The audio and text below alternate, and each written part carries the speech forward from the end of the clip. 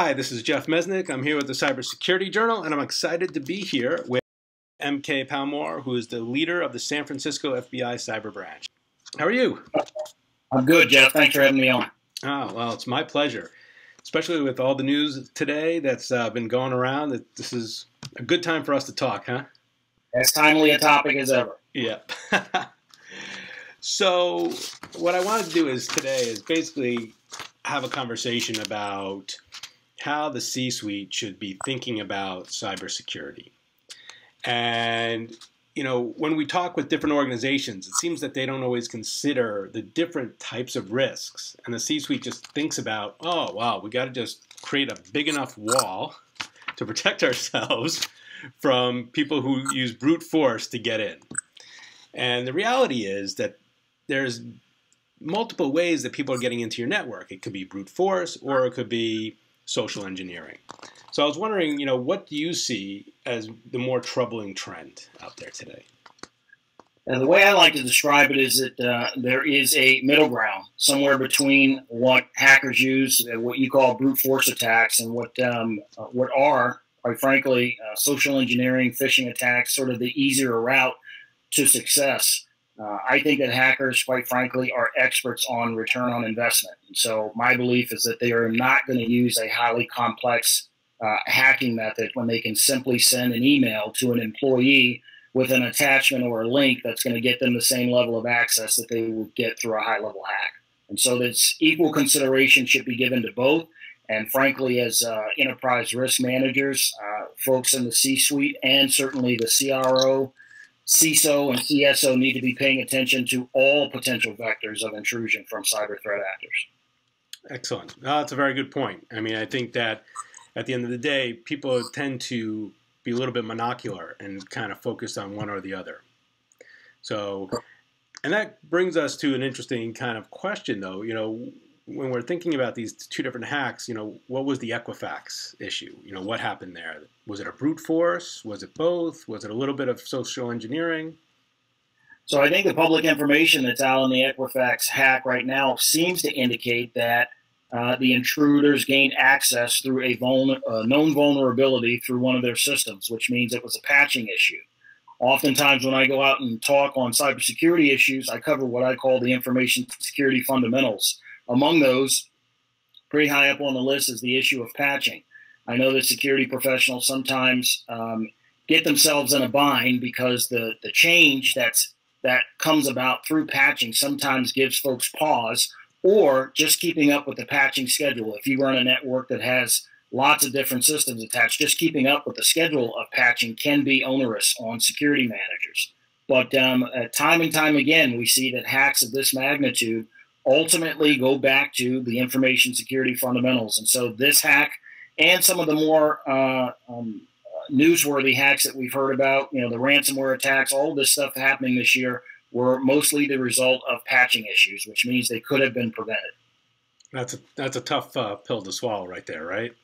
It is. I mean, it's when you're right of boom and you realize that a simple patch could have prevented the whole thing. Yep. Yeah, I'm sure it's tough to, you know, it's the woulda coulda. You should have gone back and done it. But you know, again, a lesson for the rest of us out here in the security realm that, again, if you're paying attention to the fundamentals, you're going to be in better shape than most. Right.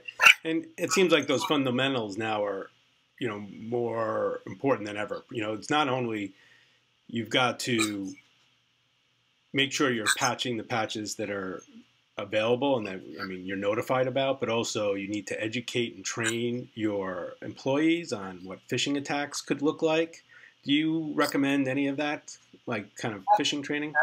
Yeah, absolutely. I mean, the CISOs and the security professionals out there will tell you that there are a litany of things that they would like to be doing in any particular environment to better protect their networks, and all of those things are on the list. Yeah, I mean, you need to be doing the patching, you need to be doing the audit management, you need to be doing the security awareness, you need to do the vulnerability assessments, you need probably someone sitting internally on your network doing, you know, what we call sort of red team searching for anomalous activity, which is why the security apparatus for most private sector entities, or at least for a lot of them, have become so large and involved in day-to-day enterprise risk is because there's a lot of ground that they have to cover. That's excellent points right there.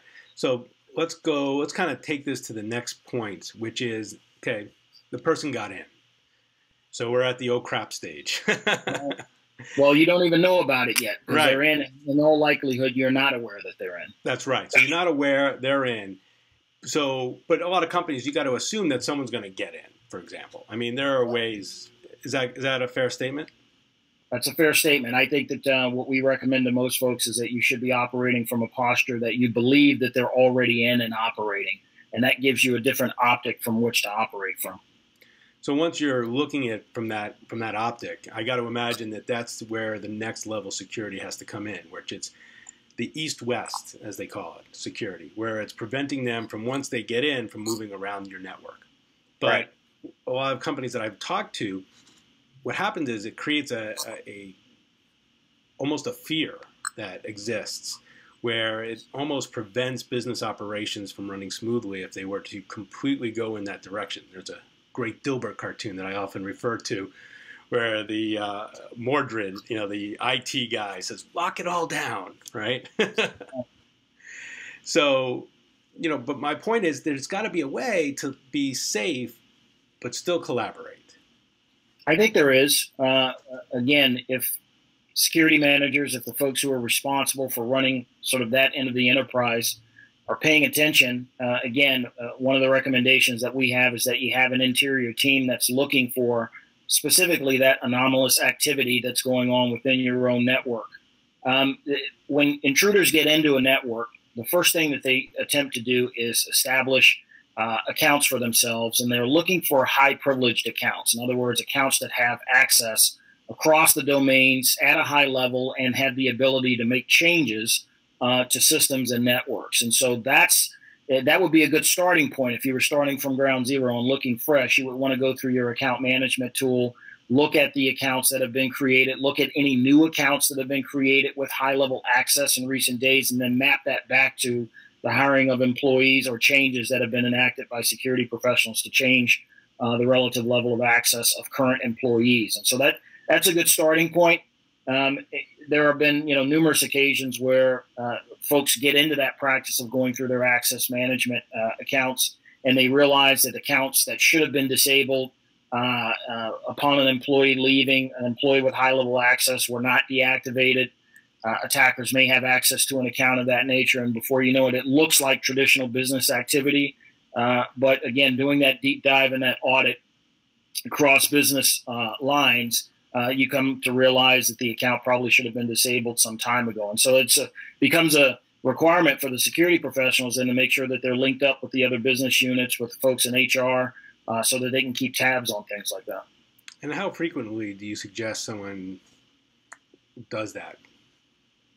Yeah, that's hard to say. That's going to be different for every business, but there should be a frequency that ensures that, with some relative amount of turnover, that you're constantly going into those accounts, or that you have a process in place to ensure, again, that you're linked up with HR and they have basically a checkoff list that allows you to know new hires, folks that have departed. All of these lines should be linked up with the security professionals. It, again, sort of goes to that point of security being an enterprise risk and not just an IT risk. It's something that needs to be paid attention to from all levels of business operations.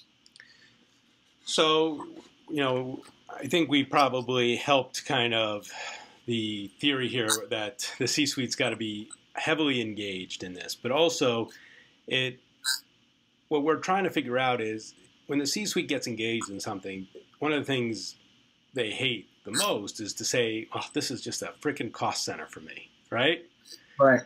So what do we do to tell them? I mean, I got to imagine that implementing a system like we're talking about here, whether it's with the audit or it's a new security system, has got to help with the business operations to make the business also more profitable on their normal everyday activities. Is that fair? Is that a fair statement, or how would you address that? That's a fair statement, but I'll go back to, again, the point that I just made on the last question is that if business leaders are looking at information security as an enterprise risk, they begin to look at it, I think, in a different way. Instead of just looking at it as a cost center, you begin looking at it as a way to leverage business operations and to ensure a certain level of resiliency in business operations. And that resiliency is going to in turn relate or connect itself to profit and revenue at the end of the day.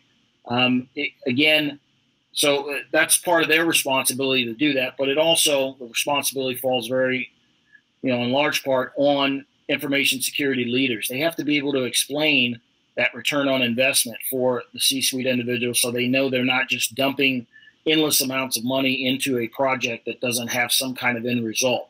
Security managers can provide metrics that will show at the end of the day that the security posture goes from one level to the next, based on the implementation of controls and processes that sort of help make sure that the business is running more efficiently and more safely. Yeah, that's great points. I think that there's a lot that needs to be learned from the security executives, the IT executives in charge of security, because today they're still struggling to make that business case effectively. Yeah, I mean, it becomes tough. Typically you get 25 to 30 minutes to get in front of a board of directors and explain an issue to them. You have to sort of toe the line between that technical piece of what it is that you're trying to deliver, but you also have to wrap in, again, the business case that makes it all make sense to them. Right. Well, that's great. I really appreciate this. I think that that's been great information for the C-suite, and they should really listen to the words that you're saying there, because you're helping them think through the process where, just to kind of rehash, we talked about the fact that it's not just one issue that we're dealing with. It's not just social engineering. It's not just brute force. It's basically staying on top of the easy access points, let's call them. Right? So, and that by putting together a strong solution, we might actually not only be preventing hacks from coming in, but also improving the business in the long haul. Yeah, that's correct. Okay, well, this has been great. I really appreciate the time, and hopefully we'll get to talk again soon. Okay, thanks, Jeff. Thanks for having me on. This is Jeff Mesnick from Cybersecurity Journal, and I really appreciate the time that I've had with MK Palmore, who is the leader of the San Francisco FBI Cyber Branch. Thanks a lot. All right, thank you.